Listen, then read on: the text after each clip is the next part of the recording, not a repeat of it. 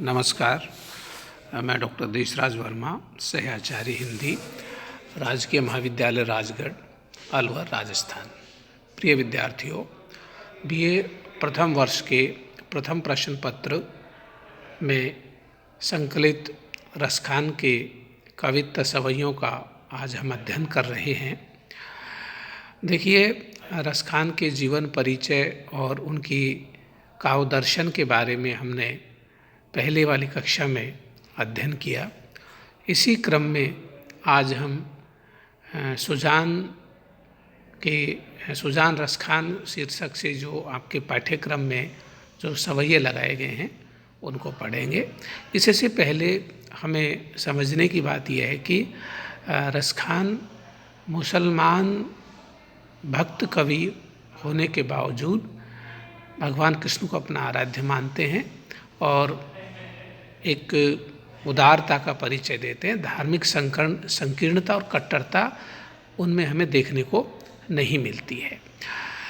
कहा जाता है कि रसखान वल्लभाचार्य के पुत्र विट्ठल के शिष्य थे और पुष्टि मार्गी भक्ति के जो सिद्धांत हैं, उनकी जो दर्शन है वो हमें रसखान में भी देखने को मिलता है। पुष्टि मार्गी भक्ति के अंदर भगवान के अनुग्रह पुष्टि पर ही भक्त निर्भर रहता है। साथ ही पुष्टि मार्ग में 4 प्रकार के मोक्ष का हमें चित्रण देखने को मिलता है। उनमें सामीप्य, सालोक्य, सायुज्य और सारूप्य, ये 4 प्रकार की मुक्ति या मोक्ष का चित्रण मिलता है। और भक्त हर स्थिति में अपने आराध्य देव के समीप रहना चाहता है, उसके लोक में रहना चाहता है, उसी से जुड़ना चाहता है और उसी के एकम एक या उसी के स्वरूप में विलीन होना चाहता है। ये सारे के सारे जो सामीप्य बोध है, सालोक्य बोध है, ये हम रसखान के इन पदों में देख सकते हैं।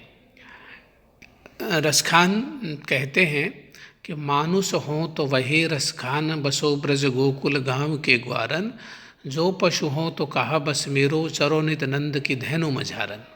पाहन हो तो वही गिर को जो धर्यो, कर छत्र पुरंदर धारन, जो खग हों तो बसेरो करो नित, करो मिल कालिंद कुल कदम्ब की डारन।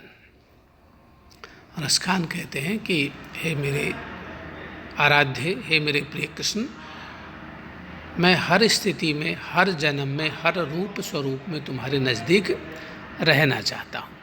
कैसे रहना चाहते हैं? वो कहते हैं कि हे प्रभु, अगर मुझे मनुष्य का जन्म मिले, दोबारा सा मिले, तो कहाँ का जन्म देना? बसो ब्रज गोकुल गांव के ग्वारन, ब्रज के गोकुल गांव के ग्वालों के मध्य मुझे नया जन्म देना, ताकि मैं उन ग्वालों के संग रह करके गाय चरा सकूं और तुम्हारा वहाँ पर सामीप्य, तुम्हारी समीपता और तुम्हारा एहसास वहाँ पर उन ग्वाल बालों के संग में कर सकता हूँ। क्योंकि कृष्ण भक्ति मानते हैं कि भगवान कृष्ण युगल रूप में आज भी ब्रज भूमि में नित्य लीला विहार कर रहे हैं। आज भी वो ग्वालों के संग संग मूर्त अमूर्त रूप में आज भी गोचारण की लीलाएं कर रहे हैं।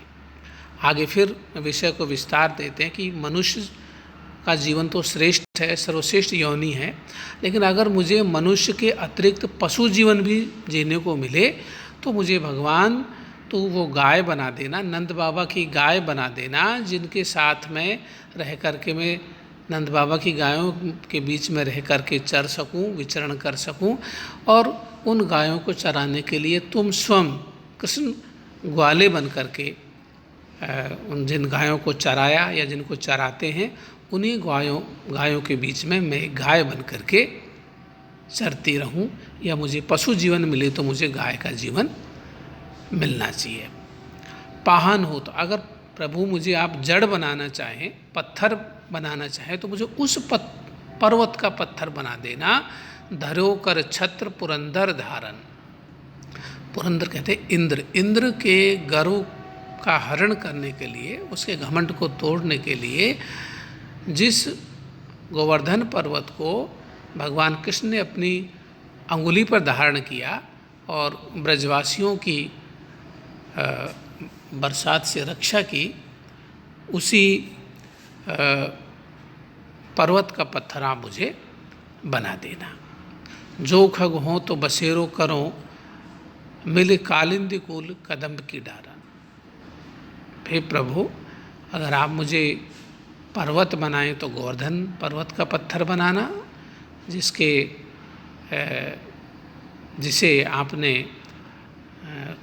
इंद्र का गर्व हरण करने के लिए अपनी अंगुली पर धारण किया था।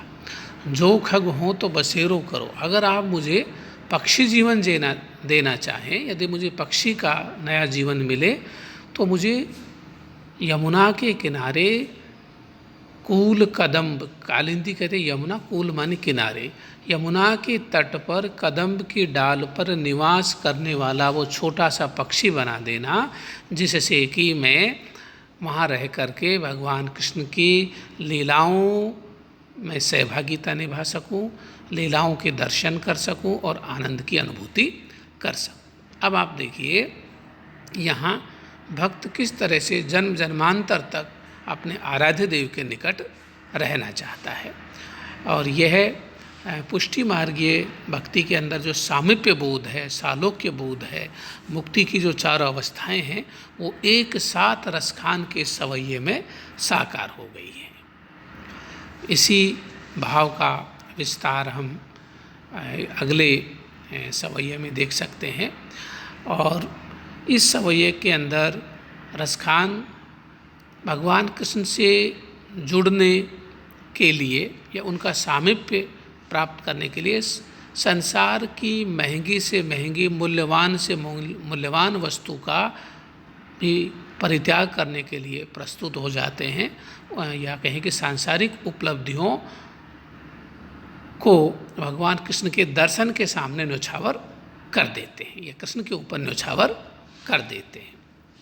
क्या कहते हैं देखिए, या लकुटी अरु कामर या पर राज तिहूँ पुर को तजिडारो, कि हे कृष्ण, या कहें कि कृष्ण की अगर लकुटी, उनकी लाठी और काली कमली मुझे मिल जाए तो मैं तीनों लोगों के राज का भी परित्याग कर सकता हूँ। अब आप यहाँ सशर्त भी हम इसको समझ सकते हैं कि रसखान ये कहना चाहते हैं कि अगर मुझे एक तरफ तो तीनों, पूर्व मानी होता है लोक, तीनों लोगों की सुख समृद्धि और वैभव और राज मिले, और दूसरी तरफ लकुटी और कामरिया मिले, तो मैं लकुटी और कामरिया का चयन करूँगा, या उन तीनों लोगों के सुख का परित्याग करके मैं कृष्ण की लकुटी और कामरियों का चुनाव करूँगा। अर्थात मुझे तीनों लोगों के राज से वह सुख प्राप्त नहीं होगा या होता है जो मुझे कृष्ण की लकुटी और कामरिया के को प्राप्त करने से, उनके समीप रहने से मुझे प्राप्त